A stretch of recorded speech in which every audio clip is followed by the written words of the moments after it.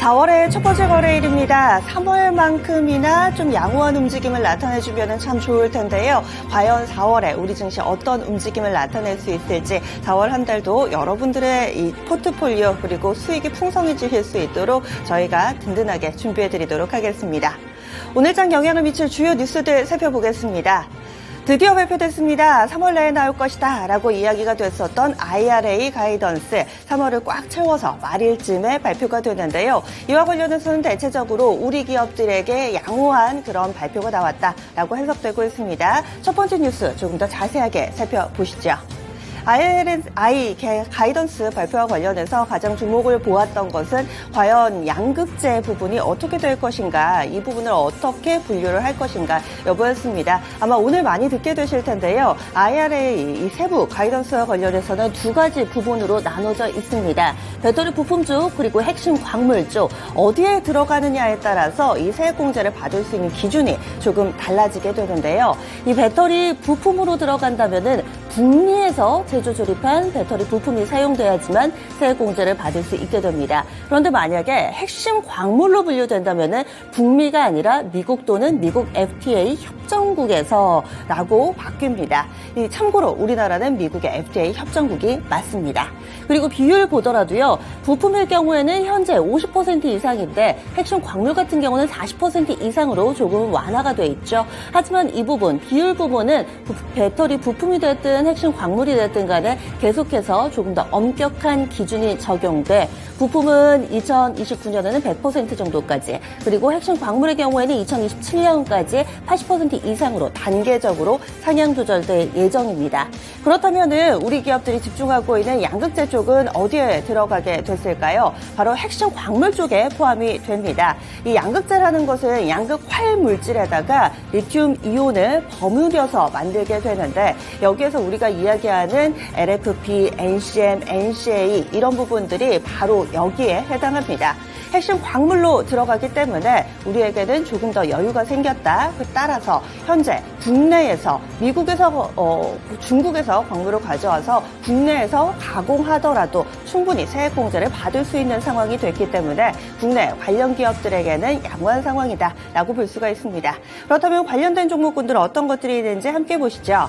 전반적으로 2차전지 관련된 종목군들이 이에 영향을 받을 겁니다. 그런데 양극재 쪽이 조금 더 직접적으로 영향을 받을 거다라는 해석이 나오면서 관련 기업입니다. LNF 있고요. 코스모 신소재 그리고 오늘부터 사명이 바뀝니다. 이 포스코 퓨처엠이죠. 기존의 포스코 케미칼이 오늘부터 포스코 퓨처엠으로 사명이 변경된다는 것도 체크해 보셔야 되겠고요. LG화학, 에코프로 BM 이렇게 양극재 관련된 종목군들의 오늘의 반응 시장에 관심이 모아지고 있습니다.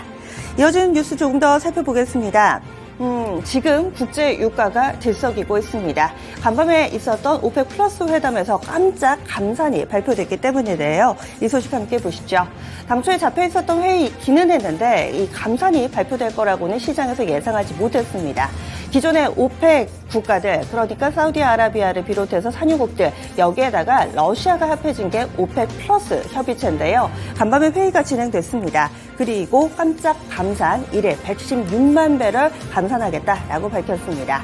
기존에 1일 250만 배럴 감산 기조가 유지되고 있었고요. 여기에 플러스 116만 배럴, 합해서 336만 배럴인데 와닿지가 않으시죠? 이는 1일 전 세계 수요의 3.7%에 해당하는 규모로 적지 않습니다. 이에 따라서 국제유가가 민감하게 반응이 나타나고 있는 건데요. 현재 우크라이나와 러시아의 전쟁이 이어지고 있기 때문에 러시아에서 군비 자금을 가져갈 수 있어서 이 국제유가 낮은 것이 좋겠다. 미국 정부는 이렇게 이야기를 하고 있습니다. 저유가 기조를 강력하게 주장을 하고 있는 상황인데요. 따라서 미국 입장에서는 현재 이 감산 발표가 달갑지가 않습니다. 즉각적으로 성명을 내놨는데요. 현명하지 못한 감산이다라고 이야기를 했습니다. 그럼 현재 국제유가 어떻게 움직이고 있는지 체크를 해보시죠. 이 WTI 5월 선물 가격입니다. 배럴당 $80 위로 올라서는 모습을 보여주면서 전거래일 종가 대비로는 현재 7%가량의 오름세를 뚜렷하게 보여주고 있습니다. 국제유가 현재도 $80 위에서의 움직임이 꾸준히 유지되고 있는데요. 이와 관련된 국내 종목군들 살펴보도록 하겠습니다. 대표적으로 정유 3사가 있죠. 그리고 최근 들어서는 이런 정유 3사보다는 석유 도소매 업체들이 조금 더 민감하게 반응이 나타나고 있는데요. 대형주로는 SK이노베이션 그리고 S-오일, GS가 있고요. 중소형 석유 도소매 기업으로는 중앙에너비스 그리고 흥부석유, 한국석유와 같은 종목군들이 영향을 받을 예정입니다. 다음 뉴스 살펴보겠습니다. 미국에서 발표된 경제지표 하나 보시죠. 지난주 마지막 거래일 미국 증시가 오름세로 거래를 마쳤는데요. 이유인즉슨 인플레 우려가 이제는 조금씩 사그라들고 있다라는 겁니다. 그 근거가 됐던 거는 PC 물가지표였는데요. 예상치를 하회했습니다. 전년 대비로는 5% 증가, 전월 대비로는 0.3% 증가였고요. 시장 예상치는 전월 대비 0.4% 증가였습니다. 이것보다는 조금은 하회하는 모습을 보여주면서 인플레와 관련된 우려감이 덜어지는 모습이었습니다. 다음 뉴스 보겠습니다. 이 코인과 관련된 연이은 악재 소식으로 인해서 최근 들어서 가상화폐 시장 들썩이는 모습이고요. 여기에 관련된 종목군들, 국내 증시에 상장된 종목군들 오늘도 빨간불이 켜져 있는 모습입니다. 이 다날에서 만든 가상화폐로 알려진 페이코인이 이 상장 폐지 절차를 밟게 됐는데요. 이와 관련된 소식 좀 더 자세하게 보겠습니다. 국내 5개의 원화 거래소로 이루어진 디지털 자산 거래소 닥사라고 하는데요. 여기에서 이 페이코인에 대해서 거래 지원 종료를 결정했습니다. 이야기인즉슨 상장 폐지라는 건데 이 페이코인은 다날의 자회사인 페이 프로토콜에서 만든 결제형 코인입니다. 이렇게 결정을 하게 된 이유로는요. 실명 확인 입출금 계정을 발급받지 못하고 그리고 또 이 가상 자산 사업자 변경 신고를 하지 못하는 등 여러 가지 이유가 발생하기 때문이라고 이 협의체에서는 밝히고 있습니다.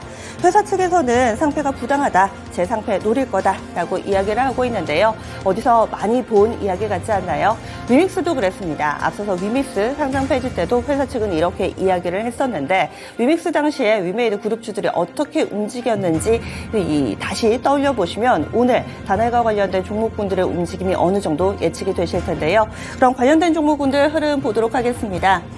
보시면은 가장 직접적으로는 다날이 있고요. 그리고 비덴트 같은 경우는 또 악재가 있었죠. 이 감사 보고서를 냈는데 이 감사 의견 거절이 나오면서 현재는 거래 정지 상태에 들어가 있는 모습입니다. 이 역시도 우려 요인 가운데 하나고요. 그 밖에 T사이언티픽, 위지트 그리고 우리기술투자까지 관련된 종목으로 분류되고 있습니다.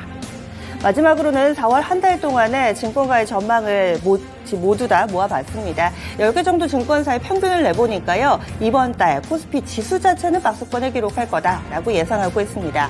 따라서 2200선에서 2500선 정도의 박스권, 이유인즉슨 아직까지 운행 위기가 여전한 상황인데다가 3월 달에 워낙에 뜨겁게 달아올랐기 때문에 이번 달은 다소 숨고르기 양상이 나타날 거다라며 박스권을 전망하고 있습니다.